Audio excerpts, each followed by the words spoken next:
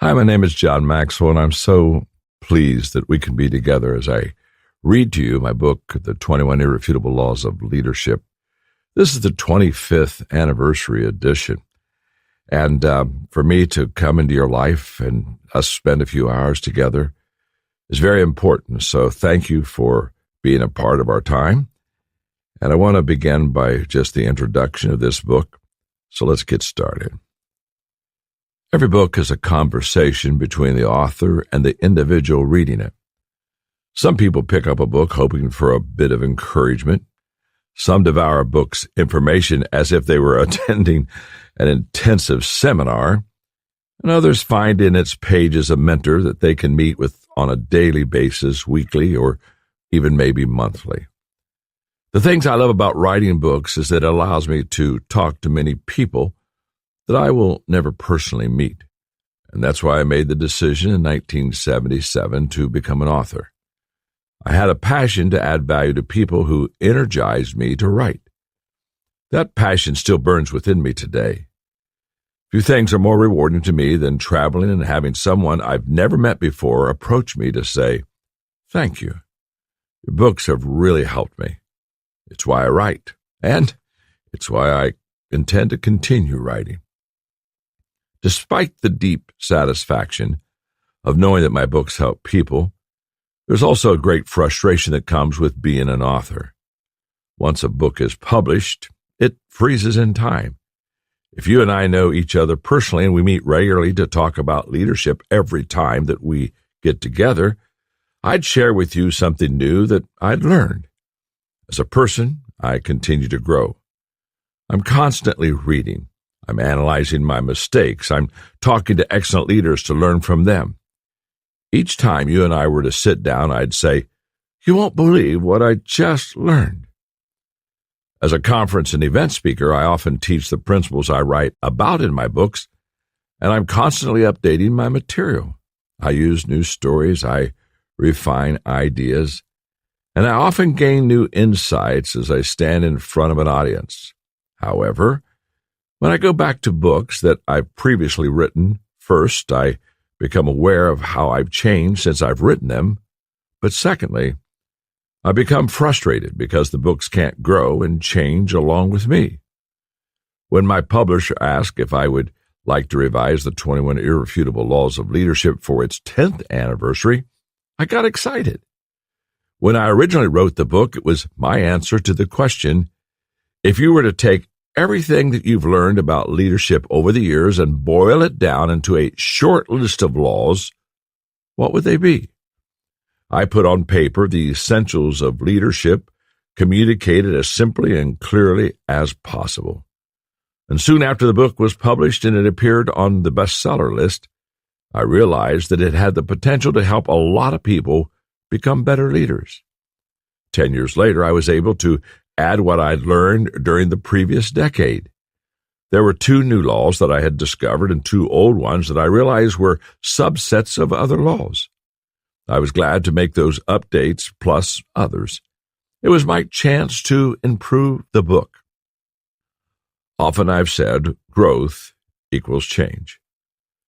Another 15 years have gone by since that time. When my publisher asked if I wanted to revisit the book and update it again for this 25th anniversary edition, I, of course, said yes. However, as I approached the task, I wondered how I would feel about the laws and what I would want to change.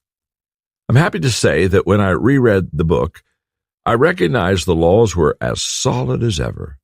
They continue to stand the test of time. If you follow them, then people will follow you. While teaching the laws for more than 2 decades in dozens of countries around the world, I fielded thousands of questions about these laws. That process advanced my thinking beyond what it was when I first wrote the book or did the 10th anniversary revision. Working on this 25th anniversary edition has allowed me to make more improvements from my experience leading others and teaching the laws. For example, I slightly reworded the taglines for the law of the lid, the law of respect, and the law of the inner circle to make them clear. I removed some of the stories that felt dated and Replace them with stories about fantastic leaders such as Angela Arendt and Ed Bastian, Jamie Kern-Lima, and Mark Cole. And I developed new material to better explain and illustrate some of the laws. I would estimate that I revised 30% of the book and streamlined some of it too. There are two other things that have been confirmed for me as I taught the 21 laws over the years and revisited the book. First, leadership requires the ability to do more than one thing. Instinctively, successful people understand that focus is important to achievement. But leadership is very complex. During a break at a conference where I was teaching the 21 laws, a young college student came up to me and said, "I know you are teaching the 21 laws of leadership, but I want to get to the bottom line." With intensity, he raised his index finger and asked, "What is the one thing I need to know about leadership?" Well, trying to match his intensity, I raised my index finger and answered, "The one thing that you need to know about leadership is that there is more than one thing you need to know about leadership. To lead well, we must do 21 things well." The second thing I would share is that no one does all 21 laws well. Despite the fact that we must do 21 things well to be excellent leaders, the reality is that none of us does all of them well. For example, I'm average or below average in 5 of the laws, and I wrote the book. So what is a leader to do? Ignore those laws? No. Develop a leadership team. At the end of this book, there is a leadership evaluation. I encourage you to take it to evaluate your aptitude for each law. Once you've discovered in which laws you are average or below, begin looking for team members whose skills are strong where yours are weak.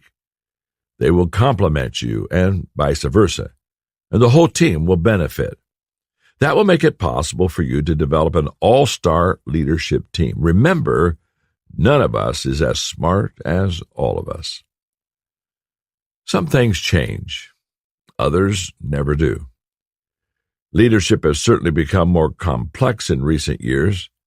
The times are difficult, and it can be challenging to lead people to work together. The need for good leadership has never been greater. Businesses, government, families, communities, and teams are crying out for good leaders to help them. That's why I'm especially excited to introduce a new generation of leaders to these laws. Learn the laws, and they will help you lead. While the particular leadership challenges change from year to year and from community to community, some things have not changed. It's still true that leadership is leadership, no matter where you go or what you do.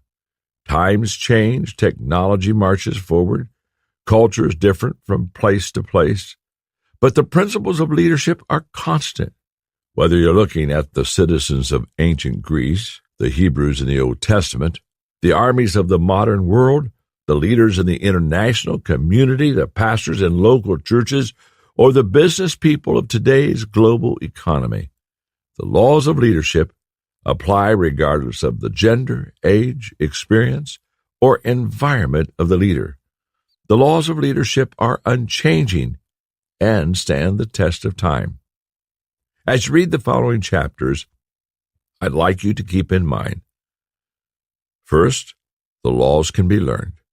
Some are easier to understand and apply than others, but every one of them can be acquired. Secondly, the laws can stand alone.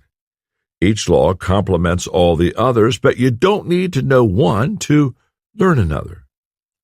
Thirdly, the laws carry consequences with them. Apply the laws and people will follow you. Violate or ignore them and you will not be effective in leading others.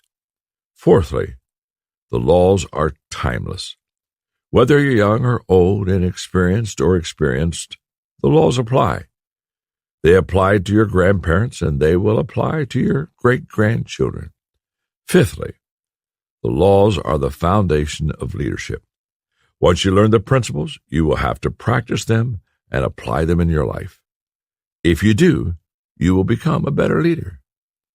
Whether you are a follower who is just beginning to discover the impact of leadership, or you're a natural leader who already has followers, you can become a better leader. Whether you are in your teens leading others in student, government, or sports, or you're in your 70s like I am, making a difference in your later years, you can improve. As you read about the laws, you may recognize that you already practice some of them very effectively. Other laws may expose weaknesses you didn't even know you had. Use your interaction with the laws as a learning experience and complete the exercises at the end of each chapter to help you apply each law to your life. No matter where you are in the leadership process, know this: the greater the number of laws you learn, the better leader you will become. Each law is like a tool ready to be picked up and used to help you achieve your dreams and add value to other people. Pick up even one, and you will become a better leader. Learn them all, and the people will gladly follow you. Now, let's open the toolbox together.